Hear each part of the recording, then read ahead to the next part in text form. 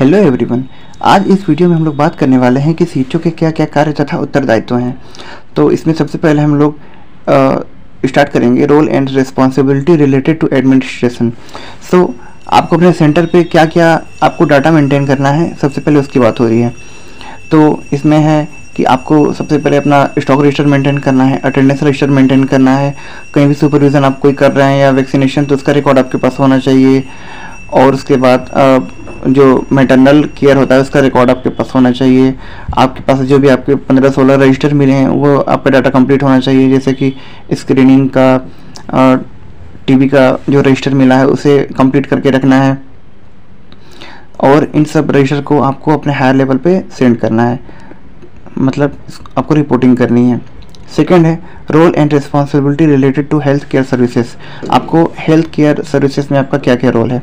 सबसे पहला है केयर इन प्रेगनेंसी, इसमें दोनों आएगा, antenatal and postnatal and child birth. So antenatal में सबसे पहले आपको क्या करना है, आपको सबसे पहले जैसे ही आपके पास ये इन्फॉर्मेशन आएगा कि आपके एरिया में कोई प्रेग्नेंट लेडी मिली है, तो आपको सबसे पहले उनका कंफर्म होना चाहिए कि वो प्रेग्नेंट है। उसके बाद आपको उसका हाइट, उसका वेट, उसका रजिस्ट्रेशन कराना है। फिर उसके बाद उनका फर्स्ट टाइम उनका HIV, सिफिलिस, हेपेटाइटिस बी का उनका जांच होनी चाहिए। और उसके बाद उनका हीमोग्लोबिन का जांच होना चाहिए। और उसके बाद उनका ब्लड प्रेशर और उनका डायबिटीज़ का एक बार आपको चेक करना है।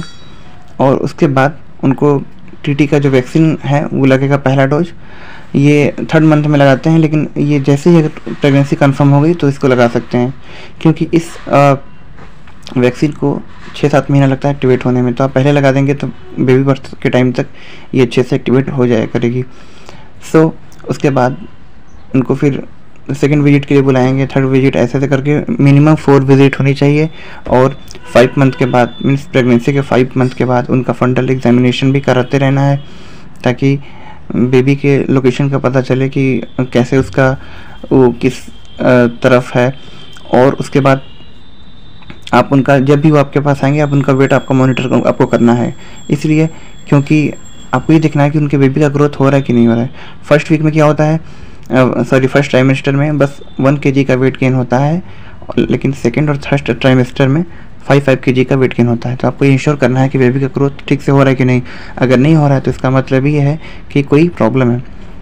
तो सेकंड पॉइंट है neonatal and infant health care services. इनमें उनका इम्यूनाइजेशन किया रहेगा। अगर कोई RCDS का प्रोग्राम चला तो आपको उसमें पार्टिसिपेट करना पड़ेगा। कम्युनिकेबल डिजीज से प्रिवेंट करना है उनको, और इम्यूनाइजेशन को आपको मॉनिटर करना है।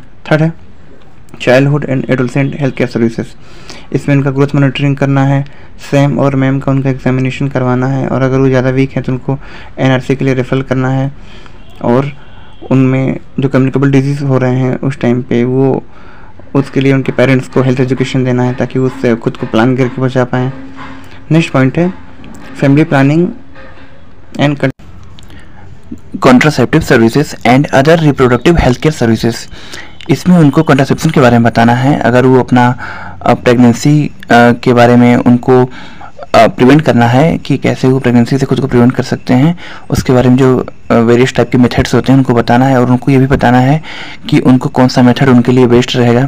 सबसे पहले तो उनको बताना है कि ब्रेस्ट फीडिंग सबसे अच्छा कॉन्ट्रासेप्टिव मेथड होता है नेचुरली, और कैलेंडर मेथड और जो भी हार्मोनल और बैरियर मेथड होते हैं सबको उनको बताना है, ताकि वो समझ पाएँ और उनको डिसीजन लेने में हेल्प हो जाए।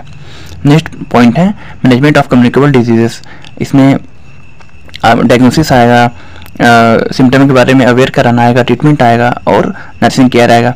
इसमें सबसे पहले आप उनको बताएंगे कि आप कम्युनिकेबल डिजीज से कैसे खुद को प्रिवेंट कर सकें। जैसे कि फूड बॉर्न डिजीज़ होता है, वाटर बॉर्न डिजीज़ होता है, तो उनको बताना कि कैसे हाइजीन मेंटेन करना है, कैसे इन्वायरमेंट को साफ़ सुथरा रखना है, कैसे मच्छर और मक्खियों से बीमारियाँ फैलती हैं उनसे उनको दूर रहना है, जैसे कि मलेरिया, डेंगू, चिकनगुनिया जैसे कि आजकल फैल रहे हैं, आप देख रहे हैं, कालाजार, जैपनीज एन्सेफेलाइटिस, TB, लेप्रोसी, इन सब के बारे में वो कैसे खुद को हाइजीन मेंटेन करके प्रिवेंट कर सकते हैं, ये बताना है। और डॉट्स के बारे में उनको थोड़ा सा आइडिया देना है कि डॉट्स से वो कैसे सुविधा ले सकते हैं। और अगर आपको ऐसे कोई मरीज मिलते हैं तो आप उनका जितना हो सके अपने हिसाब से मैनेजमेंट करके फिर उनको आप अपने हेल्थ सेंटर पे रेफर कर देंगे। नेक्स्ट पॉइंट है management out patient care for acute simple illness and minor elements. मतलब हमारे यहाँ जो नॉर्मली पेशेंट आते हैं एनीमिक फीवर के, वोमिटिंग के, एब्डोमिनल पेन के या बॉडी पेन, अर्थराइटिस ऐसे, तो उनके बारे में बता रहा है कि जो भी माइनर एलिमेंट्स वाले पेशेंट आएंगे आपको उनका केयर करना है। इसमें वो identification and management of serious illness भी आ सकता है, तो जैसे कोलेरा, डिसेंट्री, टाइफाइड, ये सब। और इसमें आपको उनका सबसे पहले जितना हो सके आप अपना हिसाब से मैनेजमेंट करेंगे, फिर उनको रेफर कर सकते हैं। नेक्स्ट पॉइंट है screening, prevention and control management of non communicable disease, जो कि हमारा सबसे इम्पोर्टेंट रोल है।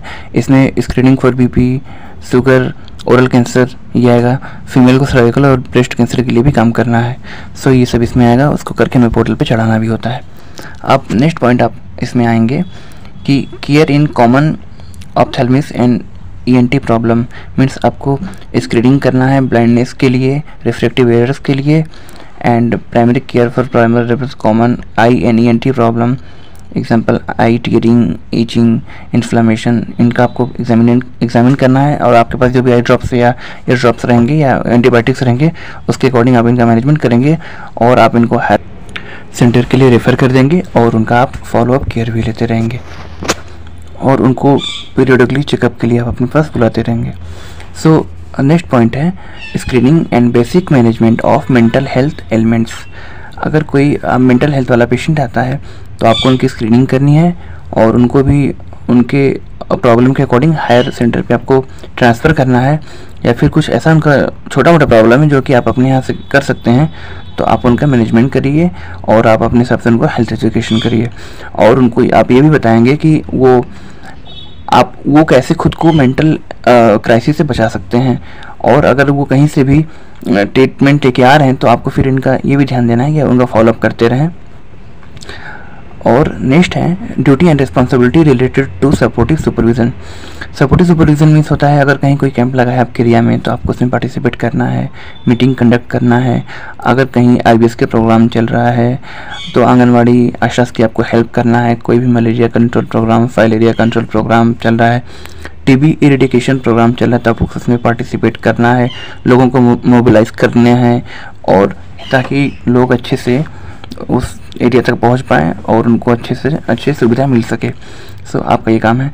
और आपको हेल्थ प्रमोशन एक्टिविटीज़ करनी है, जैसे कि स्कूल में जाके हेल्थ एजुकेशन देना और आशा और आंगनवाड़ी को ट्रेनिंग देना। कुछ भी नई डिजीज़ अगर कम्युनिटी में अगर कोई उस समय प्रेजेंट हो रही है तो आपको उसके लिए आशा, आंगनवाड़ी और ANMs को ट्रेनिंग देना है, और ताकि वो अपने जब भी वो अपना वैक्सीनेशन वगैरह लगाएं तो उसमें उनके बारे में थोड़ा सा बताएं और अच्छी से अच्छी सुविधाएं दी जा सकें। सो फ्रेंड, ये था role and responsibility of CHO। इसमें कुछ पॉइंट छूट भी गए होंगे, लेकिन मैक्सिमम जो पॉइंट्स होते हैं उनको कवर करने के लिए ट्राई किया गया है।